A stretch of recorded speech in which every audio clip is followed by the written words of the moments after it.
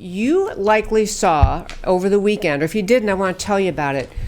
In Portland, Oregon, there was a protest, a march. There was some group was marching, and the fascist group, kind of ironically, who's named itself Antifa, which is a shortened acronym for anti-fascist, the most fascist organization in America.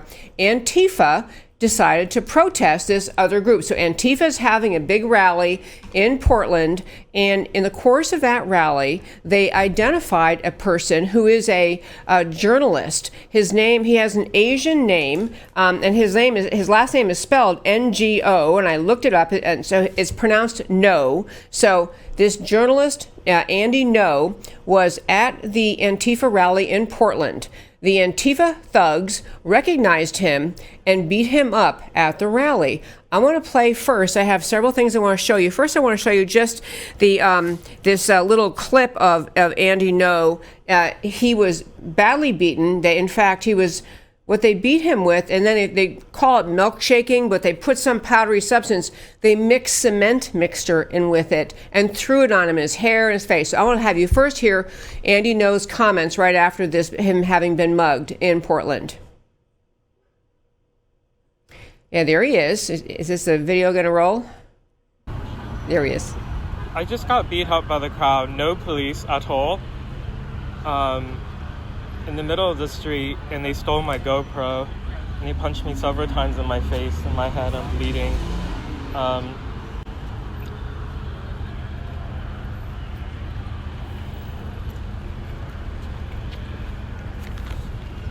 Okay, he was having a hard time collecting himself. And I want to explain something about this. Andy No is a journalist who has been outspoken criticizing Islam, the threats of Islam, and also criticizing Antifa for being thugs, for being fascists. And so, proving his point, the Antifa protesters beat him up. The scene of beating him up, I want to play that also and show you how bad it got. And I guess I'm going to make sure. Yeah, here we go. I want to show you the scene of what actually happened to him. This is what happened to him in Portland. Then we're going to talk about how this impacts politics in America. Well, go ahead. No!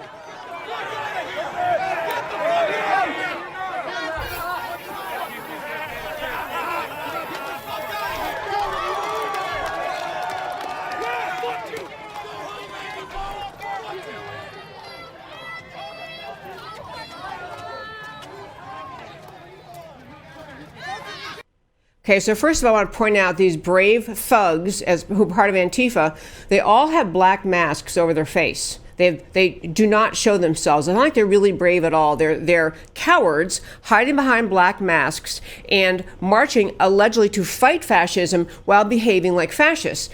Now, in particular, they identified him at this rally, and they don't like him because he has been exposing them on Twitter and on news stations around the country, pointing out that Antifa is a hoax. They are not truly anti-fascist. They are themselves fascist. So they beat him up in Portland. You saw the little video. I cut that video short where he was talking, but what he was trying to say when he was first being interviewed, I said I got beat up, and they stole his camera. He also was talking about turning to the ambulance. Someone had called an ambulance, and so the emergency personnel arrived, and they're saying to him, you know, and it got kind of long to play for you, but they're saying to him, "Are you okay?" Asking him, do you know what day it is? Do you know who the president is? Can you say your name?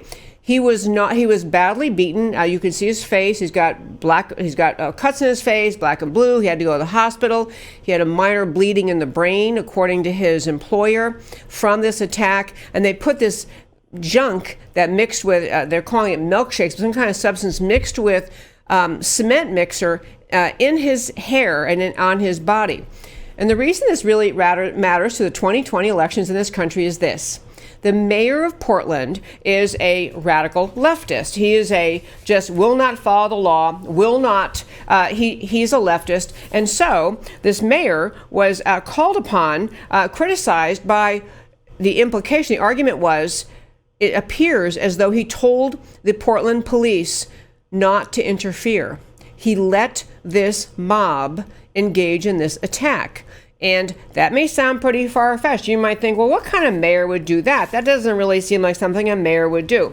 But this mayor in Portland has a history. His name is Ted Wheeler. He's a Democrat mayor of Portland, Oregon. Many people suspect he just let this beating happen. He told the police to stand down.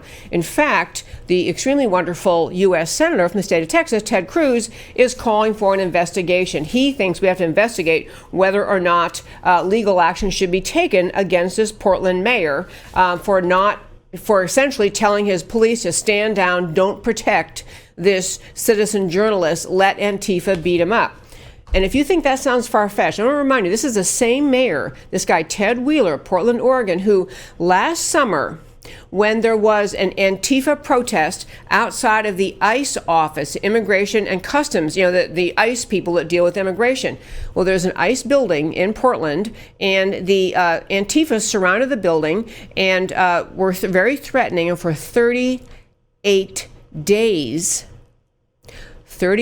days, Antifa was protesting outside of this ICE office. They call themselves Occupy ICE, but it was Antifa. And in that time, the mayor told the police to stand down. In fact, the mayor's statement on that issue was essentially that he was concerned that he didn't want to be seen as in any way supporting the conduct or actions of ICE. So he's afraid of having his own police department do their job, get after this ridiculous mob outside of ICE, of the ICE offices in Portland. He's more worried that he might be seen as supporting ICE than he is about having the police department in his own city do their job. So, as I say, Ted Cruz actually calling for legal action, which would be a great thing. And then, on the broader note about, I said today I want to talk about kind of the future, what we face in our country. It is really important to understand how emboldened the violent left feels in America today. Antifa, Mayor Ted Wheeler in Portland is one example. I'll remind you again, back in Baltimore, when in 2015, after there were riots relating to the Freddie Gray incident, and the mayor of Baltimore first came on and said, and there was massive rioting in Baltimore after the Freddie Gray incident. And the rioting led to the destruction of many businesses, breaking the front windows, burning cars, burning buildings.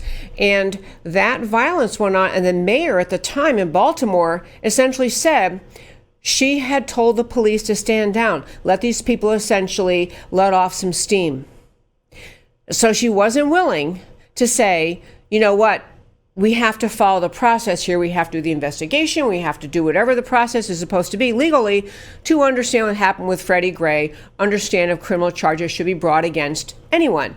And so, but she was willing to let a lawless rampage in her city. What happened after that was a week or so after that, she was criticized, heavily criticized. What are you talking about? You're just going to let people riot, break down, smash windows, destroy businesses. She did come out with a statement that she was very saddened that this all occurred and that really was harmful to the whole city.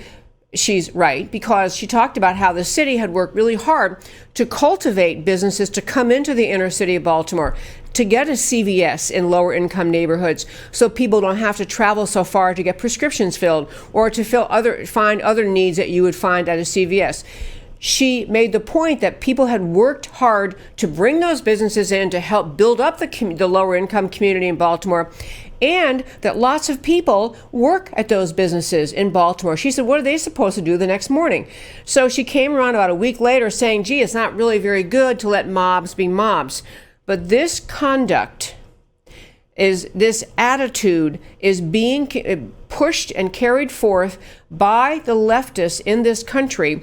Those are just isolated examples. The Baltimore mayor did it. The Portland mayor did it. But we also had the instances where we had numerous people affiliated with the Trump administration be harassed in restaurants, harassed on the streets, harassed in their homes, marches outside their homes. This is that left-wing mindset that says we are going to shut any opposition down. We are going to decide who in this country is allowed to have an opinion, who in this country is allowed to do their job, and in the Trump administration, who in this country is allowed to go out to dinner. You all likely recall we talked about last week, I think it was one of Trump's sons, I think Eric Trump was in a restaurant in Chicago, and a waitress spit in his face. We're going to talk about that story in a second because there's a follow-up to that story. But this Antifa violence is, number one, becoming really becoming pronounced. And then I want to tell you one more thing about Antifa, because you barely hear the American left ever criticize Antifa. I want to really kind of plant the seed today, and I'm going to keep talking about over the next weeks and months, the idea that the American left is agitating this violence, even though they don't take claim for it. I am talking about the leaders of the American left, not just the local leaders of the little Antifa group. The mindset is for America to be disrupted, for people to be concerned for their safety, to permit violence to occur. Next Antifa thing in particular, Antifa announced they planned to do acid attacks, throw acid in people's faces in a DC free speech rally, promising to blind the attendees. Now, I don't even know this was happening, but there's a group, a rally for free speech. They had one in New York City, one in San Francisco, and then this coming July 6th. So that's this coming Saturday. They have one scheduled for Washington, D.C. in the Freedom Plaza in Washington, D.C. is a hashtag demand free speech. So it's a free speech group. Antifa has threatened they are going to throw acid in people's faces. They have a website. They have people blogging for them. They have people putting these threats out there. You have to ask yourself where this mindset comes from. In America, we have, political sides of the aisle all the time. On 1,000 issues, we have political battles, we have disagreements, we have, the left versus the right, or whatever you want to name the groups. But what is happening in our country is the American left feels emboldened to tell the rest of the country, not just we demand that we win, but we are going to shut you up. We're going to make you afraid to march for free speech. And frankly, I don't know who this free speech group is. It might be a group that I wouldn't disagree with. I don't know. Maybe this free speech group is one that's got, in some unsavory connections to unsavory issues. I don't even know. But the point is, in America, you're allowed to march for what you believe in, and the other side is allowed to march against what you believe in. This is why we have, we had during Vietnam, we had the anti-war marches, we had some people standing up in favor of our actions in Vietnam. But where we are right now, politically and culturally, is we have a left wing in this country that feels perfectly, completely entitled to engage in violence toward anyone who dares to say we're going to speak out about something that and say something that the left doesn't agree with. They think they have the right to shut people down. That's what they think they have the right to do. So Antifa plans acid attacks. Fortunately, the city said, we're going to have to put out some extra protection here. And back to Baltimore, one more thing about the violence in Baltimore that was sanctioned by the mayor was that Baltimore today is still suffering. I mean, Baltimore has, I was reading that the homicide rates, it's either first or second in the country. It's a massive, the center city of Baltimore has not been helped by this indulgent in mob crime, indulgent in protests attitude. Baltimore is still suffering. Baltimore needs a lot of help. They need help with quality education. They need help finding jobs. They need help in positive ways.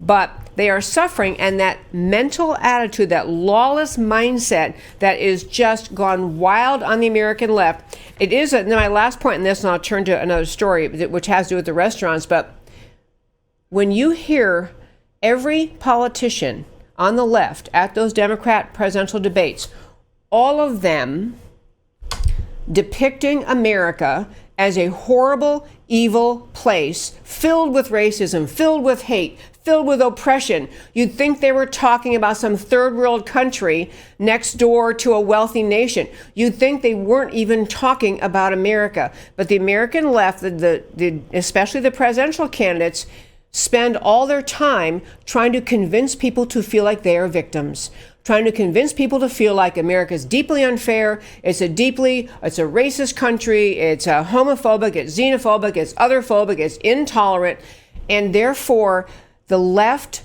the leaders of the left, including people running for president, are fomenting anger and outrage, and they are feeding this attitude that Antifa is now carrying out. They are feeding this attitude. Oh, there's one more story. Okay, it's just killing me. But go ahead. One more story that is an example of this.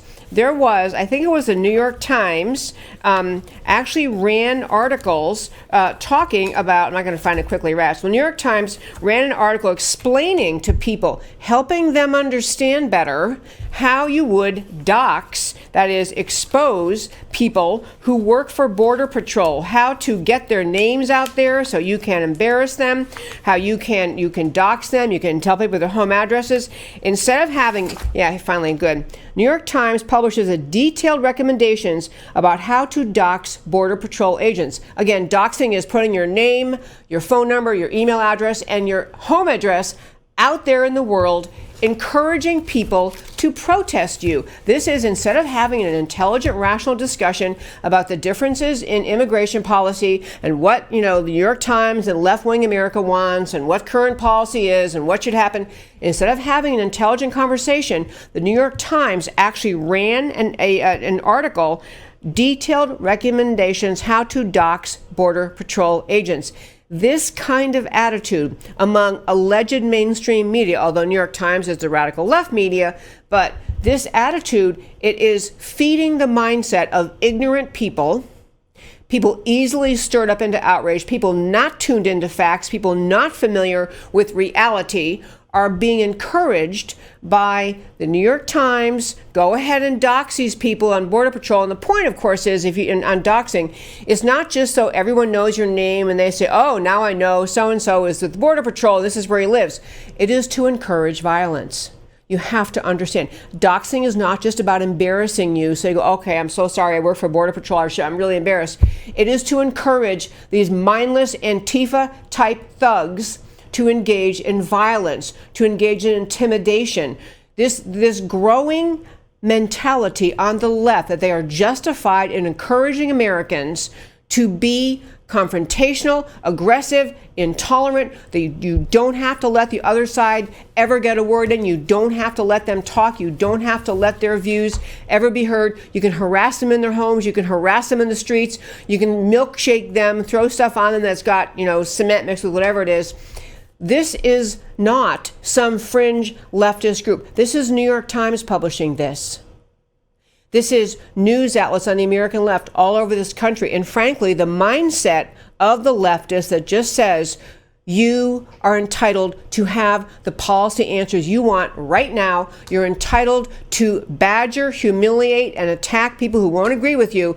This is being fed by the top ranks of the American left, even those people standing on the Democrat presidential stage, because every issue that they talk about, every topic, every place they go is always about planting the seeds of outrage. They're always trying to encourage Americans to be outraged, to feel like they're victims, to feel like they're just surrounded by people who are being unfair to them. That is the point of left-wing politics in this country, to make people feel like victims. And folks, when I say we have a huge choice in 2020, the idea that this mindset is going to get deeper roots, is going to take hold, is going to be spread around our country, is going to infect and invade more Americans. This is very dangerous. It is profoundly un-American, profoundly unacceptable, and it is mainstream Democrat Party, at least at the higher levels of the Democrat Party.